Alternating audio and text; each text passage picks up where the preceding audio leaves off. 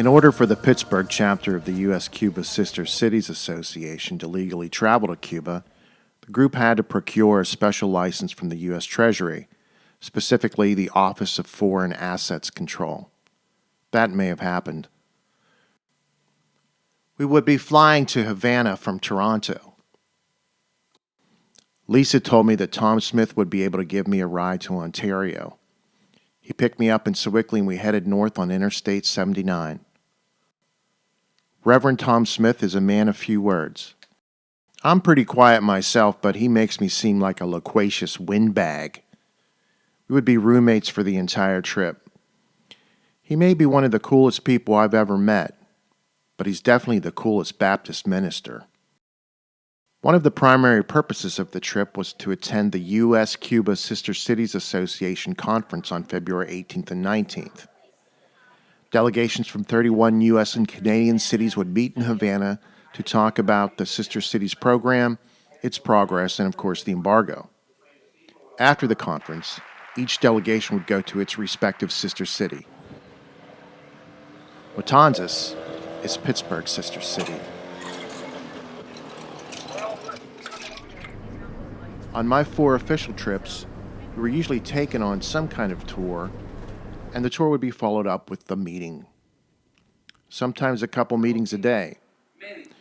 And the meetings took twice as long because everything had to be interpreted. Not only training the doctors as such, sino también porque exista una formación integral we're trying to have a comprehensive training donde se profundiza mucho en los elementos humanistas de la carrera. where we pay Thank close goodness the attention. coffee's so strong. Cafe Cubano. It's a sugar-sweet espresso drink, and a little goes a long way. By the end of the trip, I was living on them. As I was listening to Lisa speak, I had an epiphany.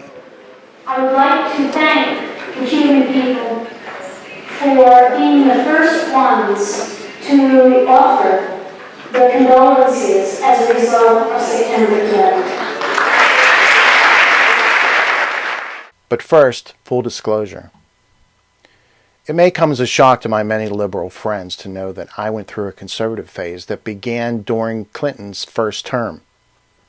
I got hooked on Limbaugh. I listened to cassettes by Newt Gingrich, a registered Republican. I voted for Bob Dole, and I voted for W in the year 2000.